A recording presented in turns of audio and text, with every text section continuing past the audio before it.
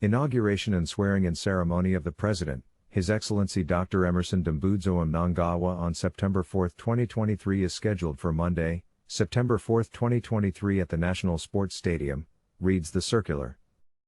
From the day of the results announcement, the opposition had 7 days to file a court challenge.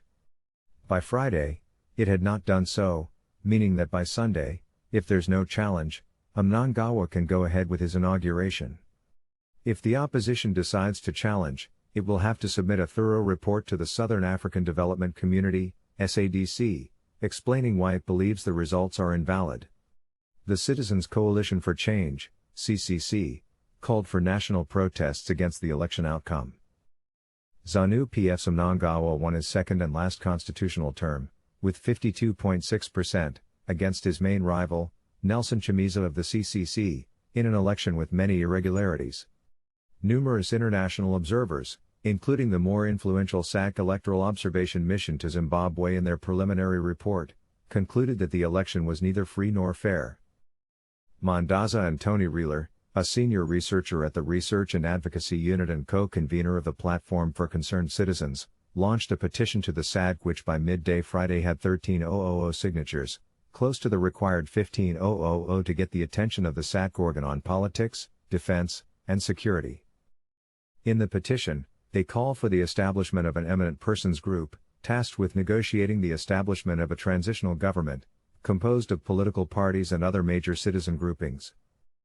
They added that negotiations must be broad-based, including political parties, civil society, churches, labor, women, and other citizen groupings. Emmerson Mnangagwa is a Zimbabwean politician who has served as president of Zimbabwe since November 24, 2017. A member of ZANU-PF and a longtime ally of former President Robert Mugabe, he held a series of cabinet portfolios and was Mugabe's vice president until November 2017, when he was dismissed before coming to power in a coup d'état. He secured his first full term as president in the disputed 2018 general election. According to a few sources, Mnangagwa is one of the highest paid presidents in Africa, and this has greatly contributed to his wealth. Emmerson Mnangagwa, President, Zimbabwe, earns a salary of 2.6 million rand per year. According to several sources, Emmerson Mnangagwa's net worth is estimated to be $10 million. He has accumulated his net worth from his long career in politics and working in government. While studying at Hodgson, Emmerson, who had been inspired by Robert Mugabe, became involved in student anti-colonial politics and was elected to the United National Independence Party, UNIP, branch of the college. In 1960 he was expelled from college after being found guilty of setting a building in the institution on fire. Mnangagwa has been under pressure from civic groups and the opposition which accuse him of gross human rights violations and the suffering Zimbabweans are going through today under inflation of 837.5% in a currency that has been playing yo-yo on the market and is officially down. Zimbabwe President Emmerson Mnangagwa has outlined 5 key projects that he has implemented in the years that he has been in office since winning his own mandate in August 2018. 1. The $4.2 billion Great Dyke Platinum Mine is already under construction. 2. The $4 billion Cairo Resources Mondoro-Nizi Platinum Project is ahead of schedule. 3. Compensation for former farm owners by $3.5 billion, ending years of disputes. 4. Subsidized agricultural inputs for vulnerable households.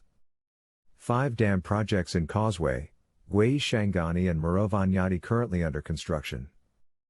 Revolutionary history.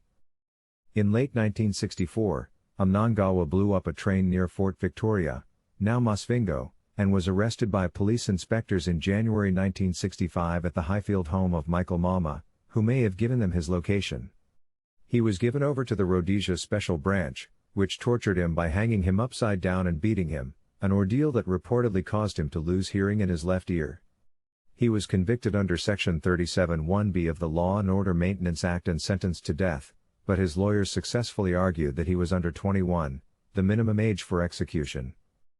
In Lusaka, Mnangagwa continued his education at the University of Zambia, where he was active in the Student Board for Politics, graduating with a postgraduate law degree.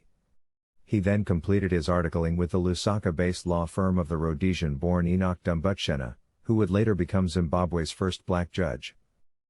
Thank you for watching our video. Please like the video and subscribe to our channel.